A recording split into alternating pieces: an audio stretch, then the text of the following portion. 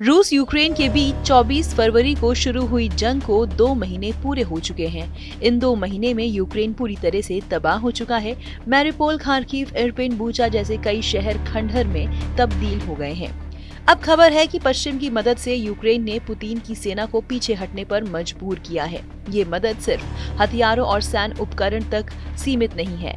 America Ukraine को रूस की रणनीति के बारे में इंटेलिजेंस मुहैया करवा रहा है।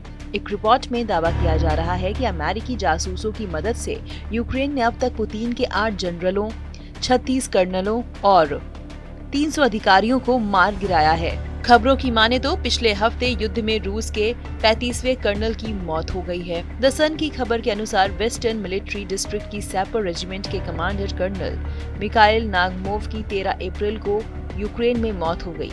इसके अलावा 8वीं कंबाइंड आर्म्स आर्मी के deputy commander major general Vladimir Frolov इस महीने की शुरुआत में यूक्रेन में मारे जाने वाले 8वें जनरल थे।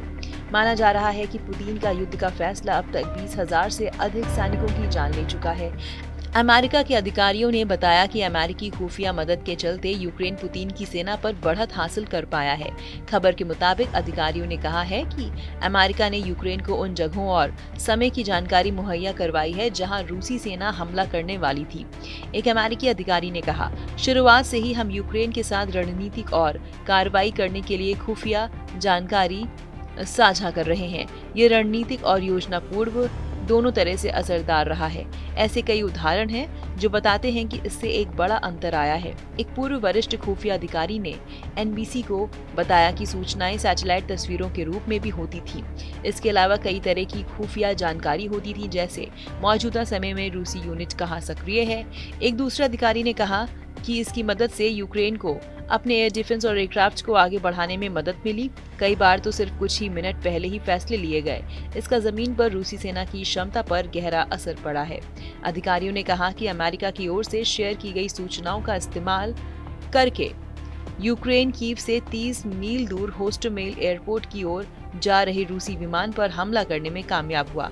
इन हमलों ने युद्ध में पुतिन के सैनिकों को कमजोर करने में बड़ी भूमिका निभाई है।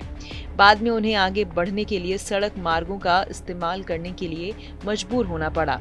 एक अन्य अधिकारी ने कहा कि CIA यूक्रेनी राष्ट्रपति व्लादिमीर ज़ेलेंस्की की सुरक्षा के लिए खुफिया जानकारी जुटा रही है और यूक्रेन के साथ लगातार चर्चा कर रही है। इस वीडियो पर क्या है आपकी राय, कमेंट सेक्शन में जरूर बताएं। देश विदेश की तमाम बड़ी खबरों से जुड़े रहने के लिए आप सब्सक्राइब करें हमारा YouTube चैनल TV9 डिजिटल।